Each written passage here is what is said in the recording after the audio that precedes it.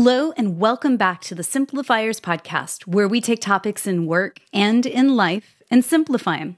And friends, all this month, we have been talking about our bodies, our physical bodies. And, as things change, move, evolve, and all things that are going on, it's not just our own physical health that we consider.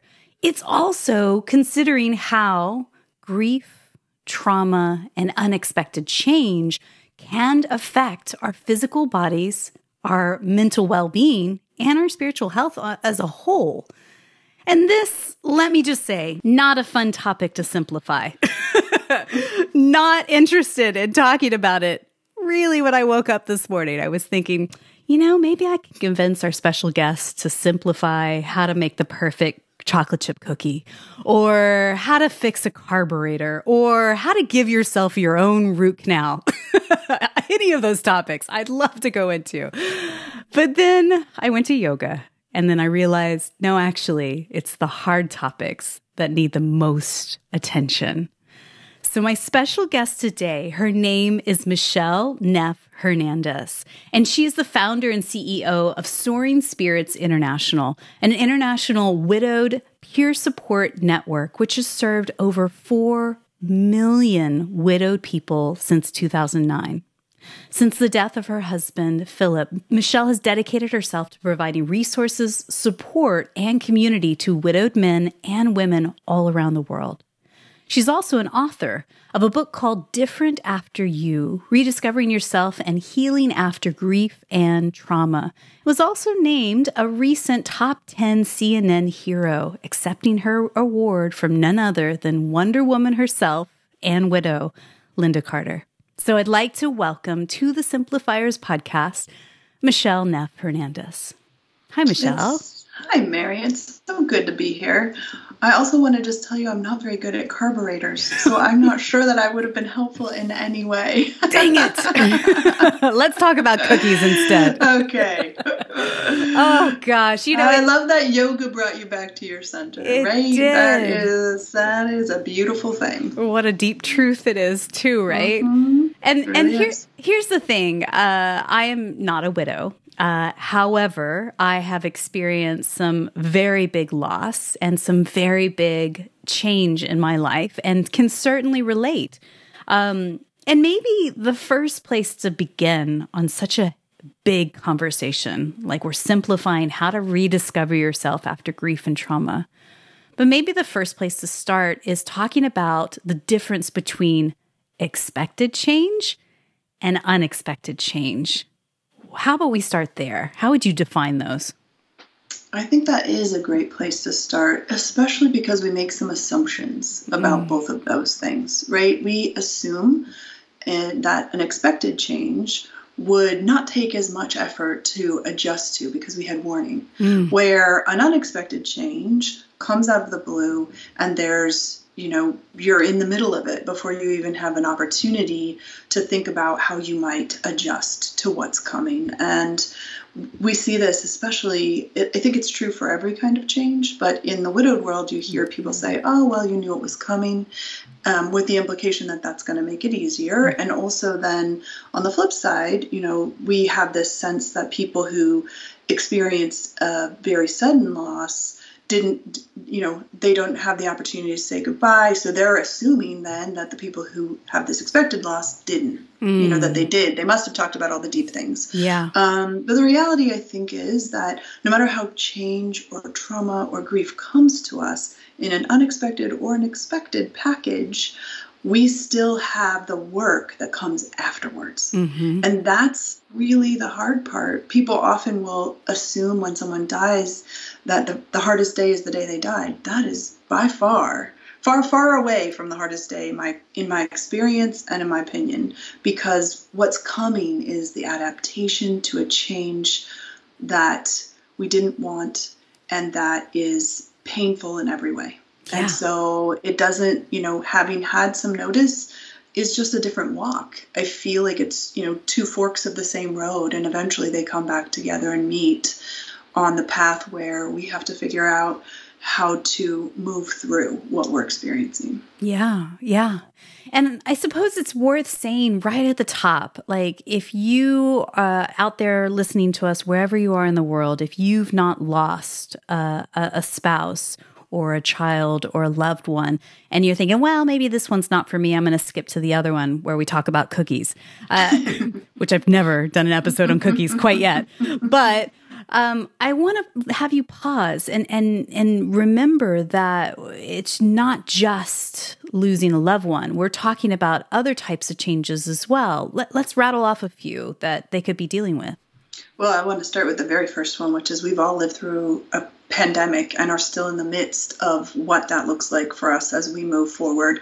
And so, at this time in our world, everyone is dealing with some adjustment and change that none of us would have chosen. Yes. In just that we're doing that globally, right? We're doing it globally. We're doing it nationally. We're doing it in our small communities. We're doing it in our homes. And so that's just one small/large example of something that everyone is working through. But that, we also then can lean towards, divorces, end of relationships, and a new understanding of an abuse that you have suffered in your life. It could be someone else's or your own dependency. That's something you're trying to work through. Yes. It could be anything that changes your life and leaves you trying to figure out how to put the pieces back together. And so I'm so grateful that you said that, because though the book has a foundation of my own experience, which was at first the death of my husband, and then we wrap all the way around to the end of the book where it's me really beginning the walk of the death of my dad. And so, yes, that is the foundation, but all of the tools were designed with other people and other experiences in mind, because trauma is such a big part of life that we often try to put under the carpet, right? Mm-hmm. If we can pretend like the trauma is not, this is really one of the key messages of the book, which is that we often will set ourselves up to believe that if we are not changed by trauma, then we are okay. And we can say we're healed because we haven't been changed. And so we spend a lot of time trying to get to a place where we can say, see, I'm back to how I used to be. Mm-hmm. But the truth is that these experiences break us and change us. And when we can start, if I would give you one single simple starting point, is to be able to find a way to acknowledge that you have been changed. Yeah. Yeah. And start there. Yeah. And how many of us, raise your hand if you're listening and this is you, in the last few years have said, oh, well, we're just going to get back to normal, in a couple of weeks, in a couple of months, in a year, in a couple of years. Right. Like we want to go back to normal. We want to go back to how things were so quickly. I feel like that's a constant theme, especially what I read in the book, when you interviewed other widows and people who've lost loved ones, like when a life-altering loss or trauma has happened, why do people want to just go back to normal? Why is this a bad idea?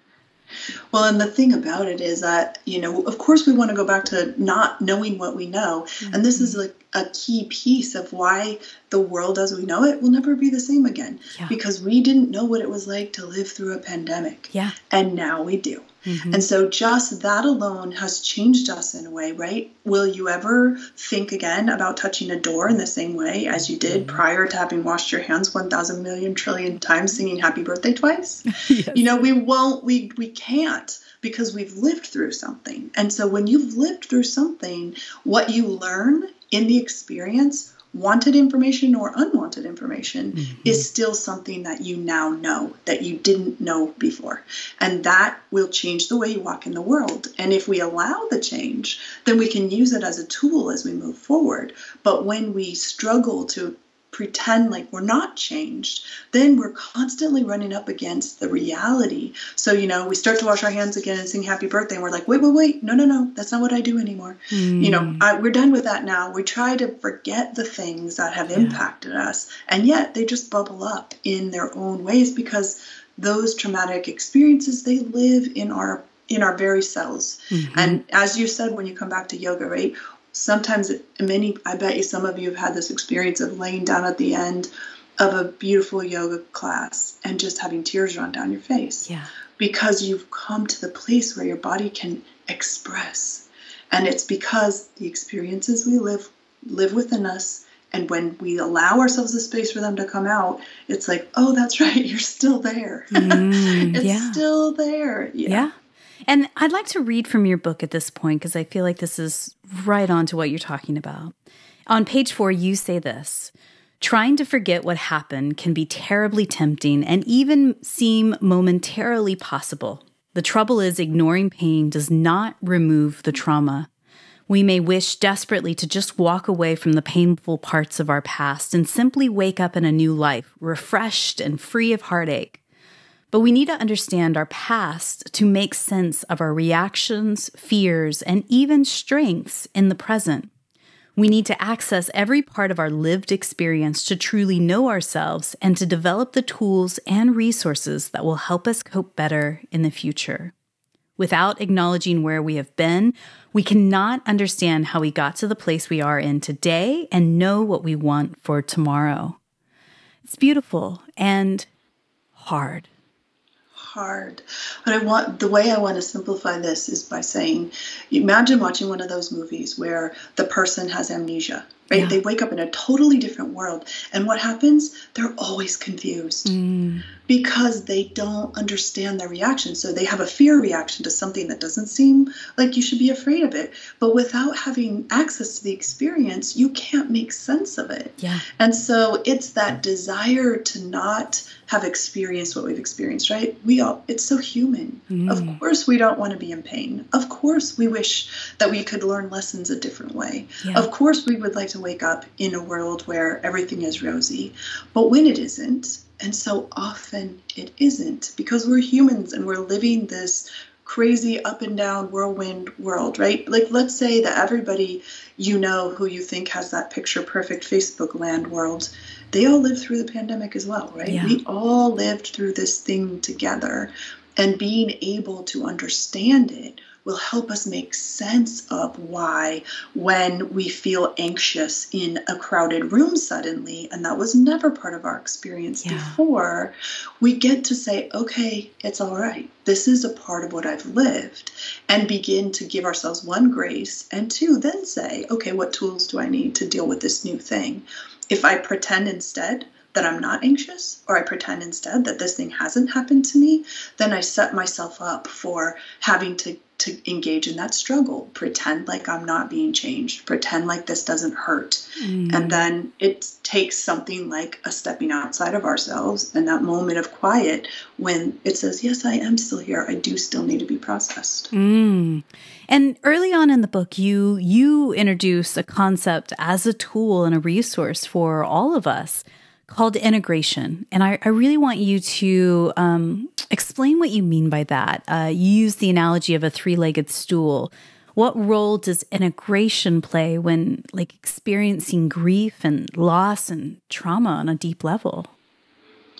I fell in love with the concept of integration as I was making my way through the research that we did with widowed people for soaring spirits. And one of the key pieces of resilience is being able to integrate the past painful experiences. This is the step, right, into our present, and allow them to be a tool that we use for crafting our future. Yeah. And so when you think of that 3-legged stool, if we say we lived an experience, so I'll use my husband's death as the example.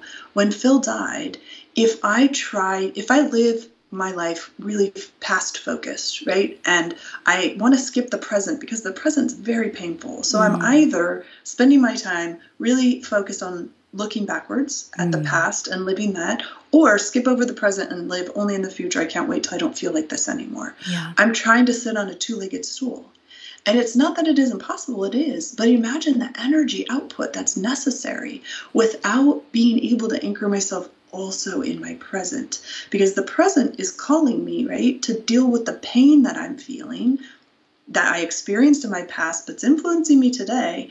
And by missing out on that present, by not being willing to be in that space, I'm spending a lot of energy on my stool trying to stay stable. But when I add back in the present, and so it's natural. So the idea is that we live in three different time zones all the time, right?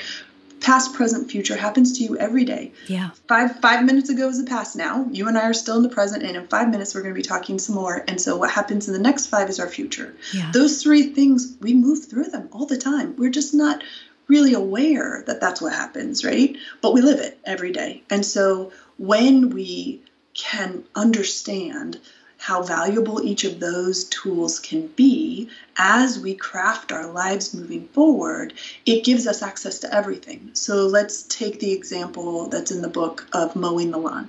Yeah. Right? You come to mow the lawn and you're like, I hate mowing the lawn. Why do you hate mowing the lawn?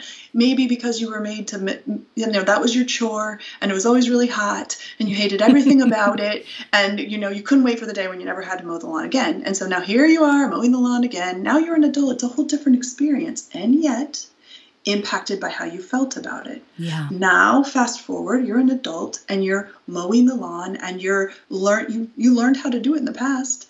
Now it becomes kind of meditative and you're like, actually, the lawn mowing kind of not that bad. It starts to rewrite the script. Yeah. And as you rewrite the script, when you go to mow the lawn tomorrow, you are going to be influenced, yes, by the past, but also by the recent past. That starts to change the way we look at things. Yeah. And so I try to use really like small examples so that when you think about, now let's look at something else. Someone who has had a violent experience, let's say that they have been attacked. Yeah. That's a part of your past, right? So many times people try to leave it there. I'm not going to be influenced by that. I'm not going to be influenced by that. And yet, in your present, you may be jumpy, right? Because of course you're jumpy. Someone attacked you. But if you pretend like that past didn't happen, then I'm just dealing with jumpiness in my present and trying to craft a future where I'm not influenced by the jumpiness. Mm-hmm. So when I leave out the past, I leave out critical information.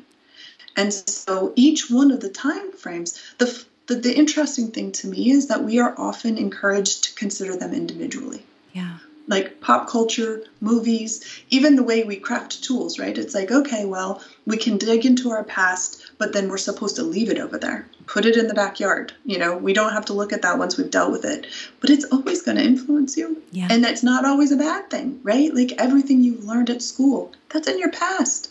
But is it influencing you today? Absolutely. And will you craft your future knowing what you know because of what you learned? Yes, you will. And so it's not always a bad thing. It's just that oftentimes past gets a bad rap.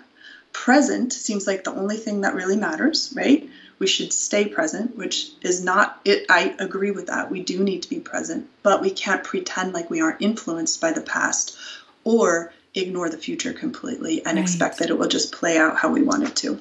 And that's what I took from your book about this. And it's a new way of looking at things. Because you're right. Like the mindfulness movement that is today is all about being in the present moment and this moment and this moment, right? But you're right. Like everything that I choose in this present moment is predicated on decisions that were in my conscious or unconscious of what's happened to me in the past. And also it's being influenced by where I want to go in the future as well. So it's interesting to observe and think about this stuff in a new way of fluidity, to not get stuck in one place or another, that there are tools and resources in all three time perspectives, right? I think it's also important to note that it's normal to be focused on one or the other during the ebb and flow of life. Yeah. I use the example of you're taking care of someone. You're in the present a lot. You don't have time for the future and what past. I'm very involved in the present. What though will happen is how you've been taken care of in your past is influencing how you're caring for this person, right? Yeah. And what you are going to learn for your future is going to influence what you do in the future. So I think one of the things that's most difficult about when a traumatic experience changes us and why we often resist it is because we had a plan and we wanted to just continue the way we made, we had a future plan and that future plan did not include this traumatic experience that now has made us ask all of these hard questions. Yeah. Do I still want the things I wanted before this happened? Yeah. And that's, so for me, one of the key elements of the process is being able first to acknowledge that you're different, then explore how those things have changed you. But then that preps you to be able to ask yourself the questions. What does this version of me need to have a meaningful future? Yeah. And allow yourself to not just lean on the old answers, because the old answers, yes, they might fit, but they might not. And that's the key, is being willing to ask the difficult questions and acknowledging what has changed so that you can make new decisions. Yeah. And sometimes they're going to be the same. You may still like exactly the same things, but if you don't ask yourself the question, you don't know. Yeah. And again, it doesn't matter like if you've lost a spouse to divorce or to death, or you've had a horrible medical diagnosis that's changed your trajectory of work forever.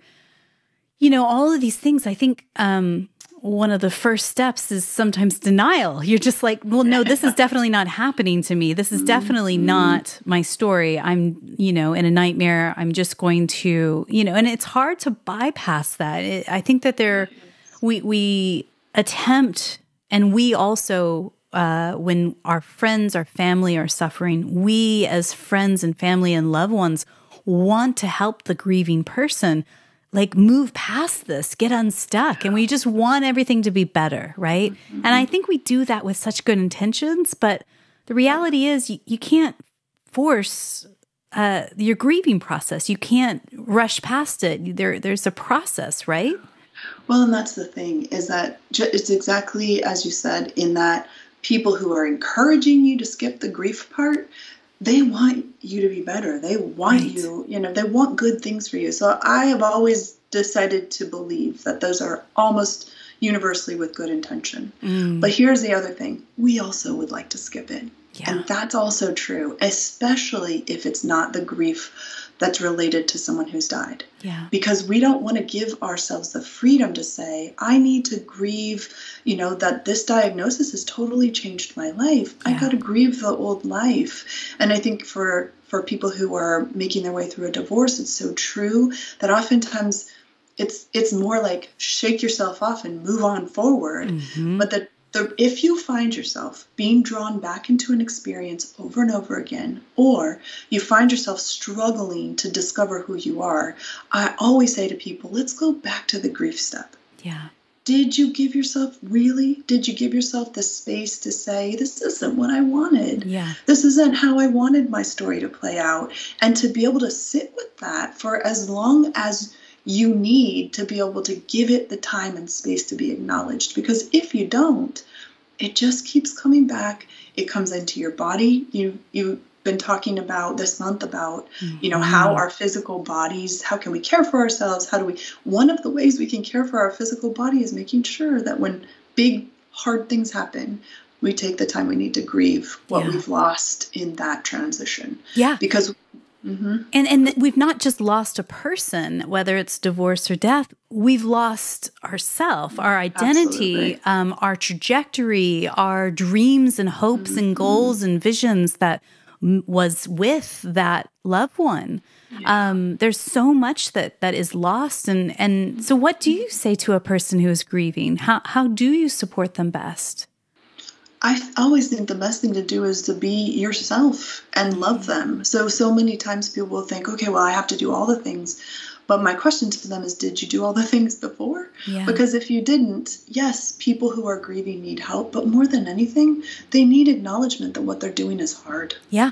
That what they're doing is hard. And imagine, I come back to the piece about being divorced. And I also want to note that this includes every difficult experience. Yes. But it is that because people want us to be better, we resist, and I think this is so true for women especially, we resist saying we've been changed by what has happened to us for fear that we will appear weak, or we will appear like our person, whoever, if it's a relationship we're grieving, that our person was too big of a part of our lives if we lose ourselves. Yeah. But I want to just say to everyone listening, it is so normal to lose yourself when your life has been completely altered in a way that you didn't want and didn't expect. And even if you did expect it from the point of view of a death that's coming, there's no way to know how we will be shifted until it actually happens. Yeah. And then once it does, that's when the work begins. That's when the work begins. And that work has to start with the acknowledgement of the brokenness and grieving what we've lost. Because if we don't, you just can be sure you're going to keep circling back to that until your body makes you do it. And it will. Yeah. I hear all that 100%. And I think that that's why sometimes you just do get stuck in the past, is because of that denial of what is actually who you are now, post-traumatic change. You get stuck in the past, and I can only speak for myself. You get stuck in the past because you think, do the mental calisthenics of like, well, what if I did this differently? What if he hadn't gone to that meeting or got on that bike? In your case, like all the things that woulda, shoulda, coulda.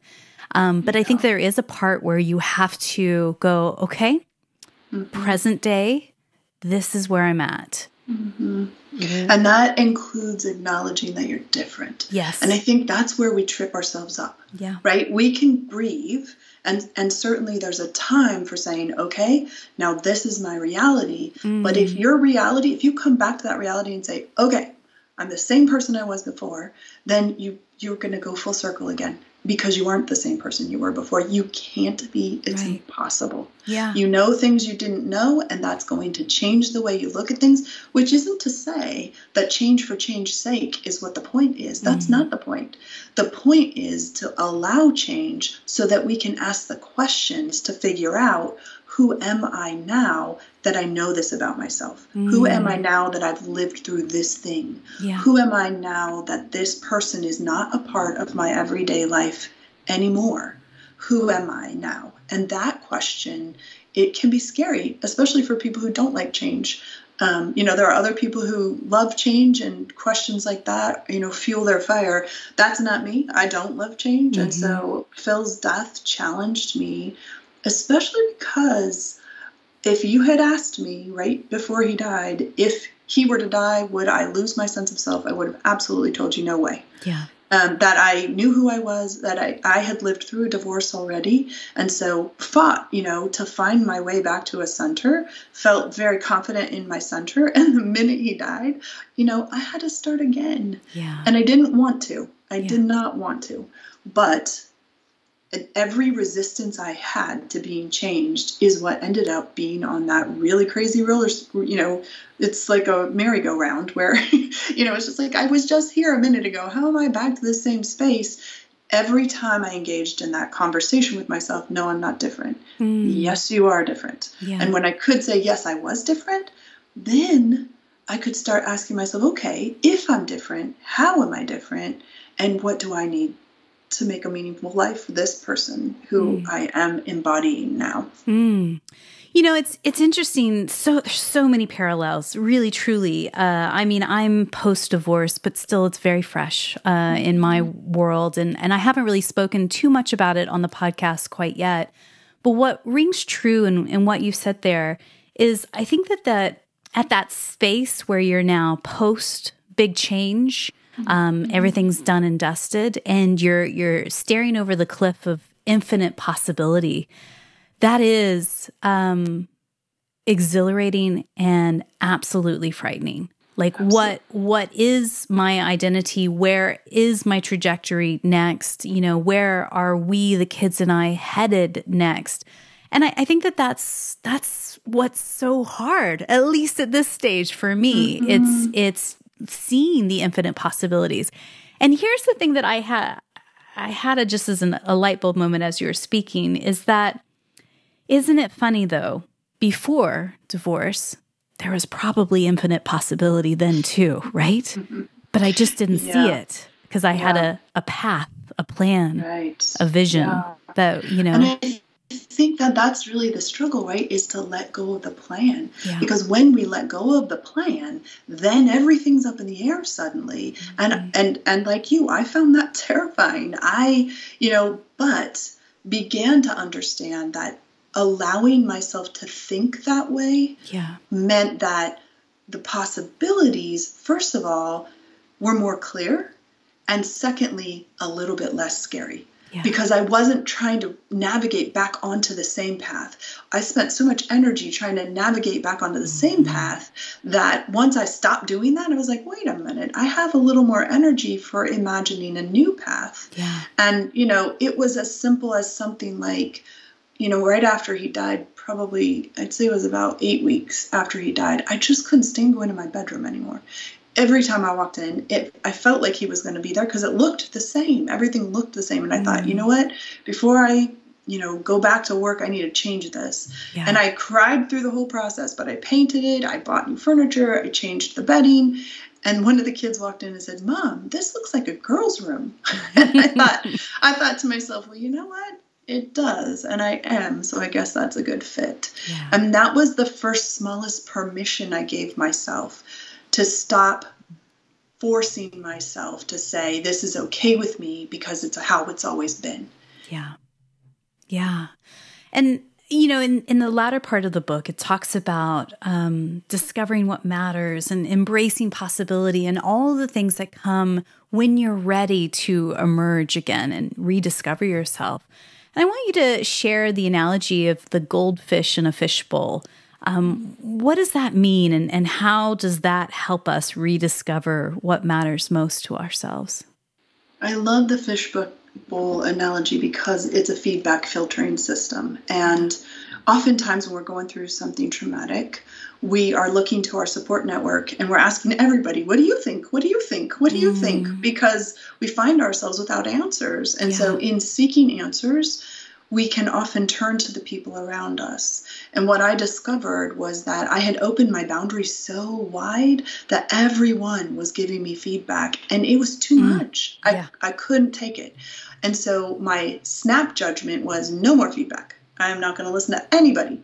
And so I went the completely opposite direction, swung the pendulum all the way to the other side and discovered that that was a lonely and hard place too. Yeah. And so I wanted to find a way to kind of express, where's the middle? How can we take in feedback that's valuable and keep out feedback that's not? And so the fishbowl analogy is to be able to imagine yourself as a fish in a fishbowl and what would be necessary to keep you alive and well in your fishbowl. And so it categorizes people around you, people in your life. And I ask people to definitely include anybody who gives you really hard feedback that you hate. Bring that in too, because we need to know, do you not like it because it's way too close to home? Or do you not like it because it's really not relevant at all? Yeah. And in order to discover that, we need to know, who is that person in your life? Are they a person who, what I call a fish feeder? If you're a goldfish, somebody has to feed you. Who feeds you emotionally? Who feeds you mentally? Who feeds you spiritually? If your fish feeder person tells you something, you need to think carefully about it. That doesn't mean you have to do exactly what they say, but that's the kind of feedback from somebody who is actively caring for you, who is actively a part of your life in a really beneficial way. And that is something that needs to be considered. And so there's a number of, I could take you through all of them, but there's a number of other categories. And the exercise is to say, all right, here's all the people in my life.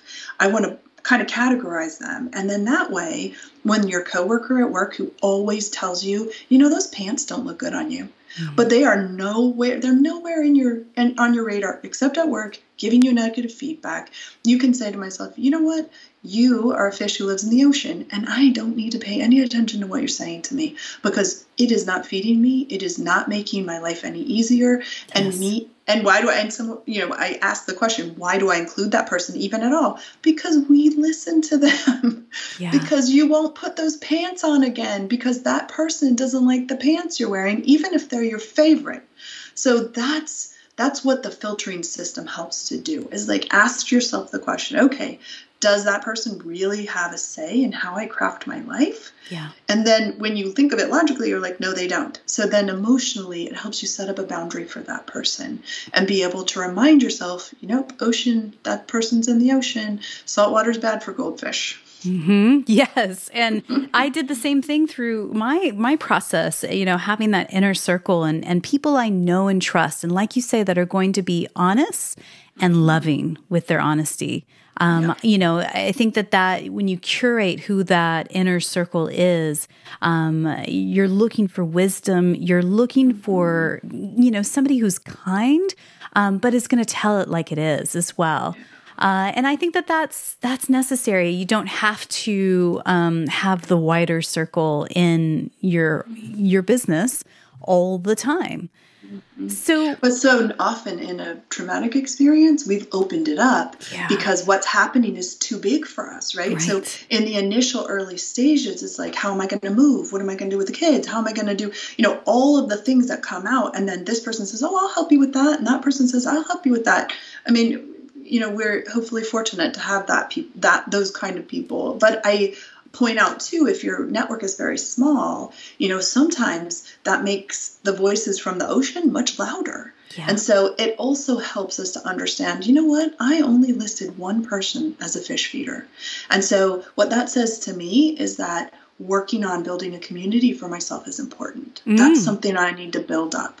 And so that's the other thing the fish feeder listing does, is kind of help you to know how many people would I count as fish feeders, and how many do I feel like I need. It's a way of sort of helping us to set up relationships that will support healthy growth. Yeah, because bottom line, whoever's in your fishbowl are using their coping strategies and passing them on to you. What they know soothes their nervous system, soothes their stress levels. And if those are unhealthy, then they're passing it on to you. Like, let's just go out and get wasted, or let's just, flitter off to Vegas for a weekend, or you know what, you just need to quit your job and let's do blah, And you have to filter those voices, because sometimes they're not the right ones to listen to.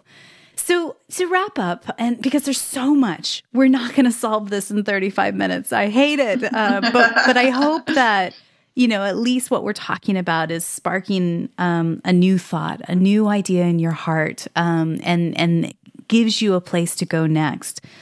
But in the end of the book, you talk about rocking your phoenix, like owning your phoenix and dreaming that new dream. What do you feel is actually needed in order to do that? What's the first step in that? The very first step is to give yourself permission to be amazingly different. Yeah. Because the other thing I think that we experience as we grow through something is people around us, even our fish feeders sometimes, being uncomfortable with where our growth is taking us. Yeah. And so we look for permission from everyone else to grow. And the only permission we need to grow is our own. Yeah. And so if we can't, and that's why that last chapter is about owning your phoenix. It's about saying, this is me. I step into this fully with my whole self.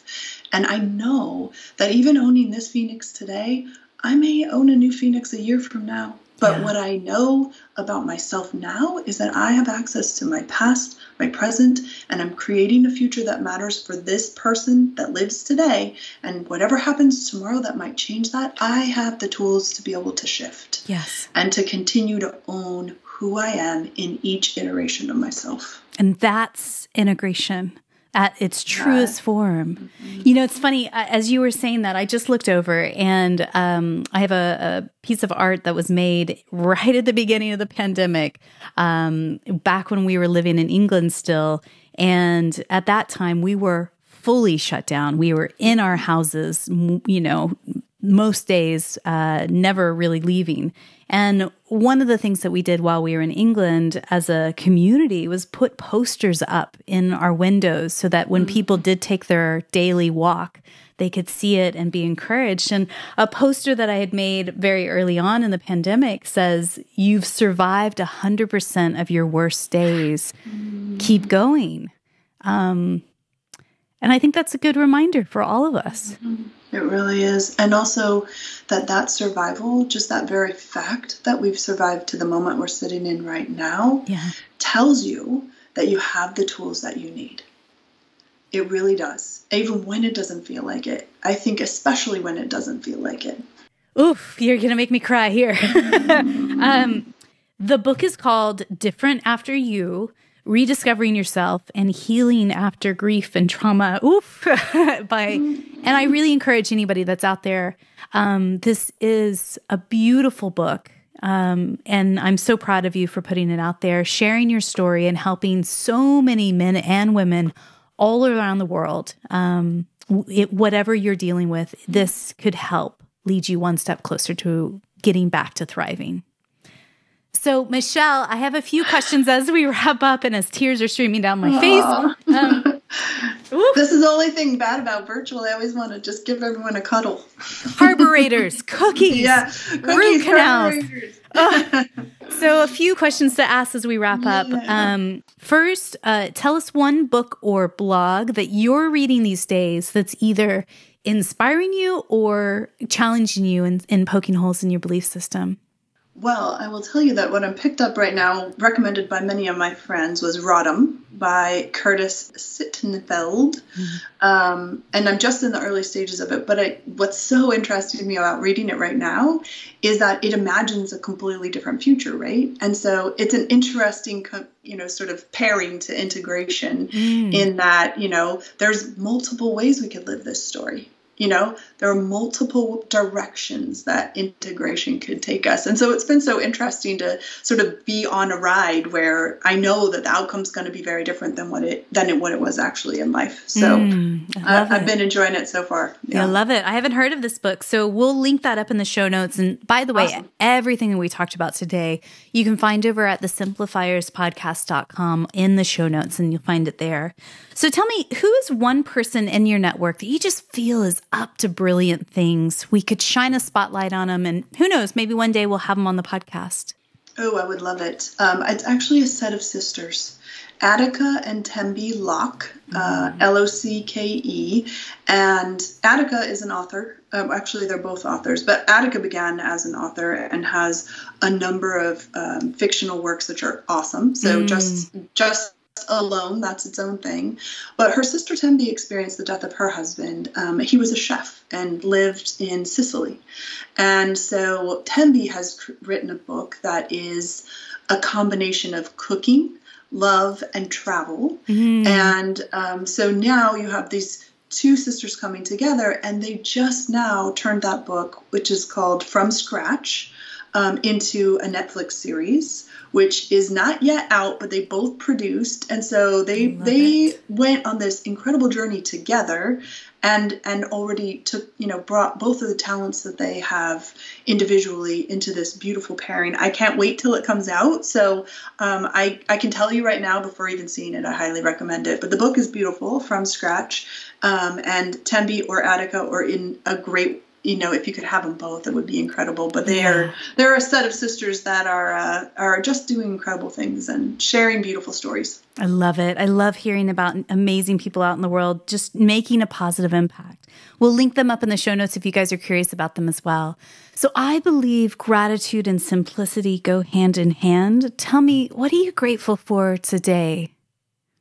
I'm so grateful for the opportunity to spend this time with you and to share something that I hope you take with you, that owning of your phoenix, because it's a powerful experience and it's a privilege for me to be a part of people's evolution. I feel like I'm always just stunned by it, and also feel so grateful to even have a small part in being able to help people find that for themselves. So I'm really, really grateful for your time today. Love it. Me too. I am so grateful as well.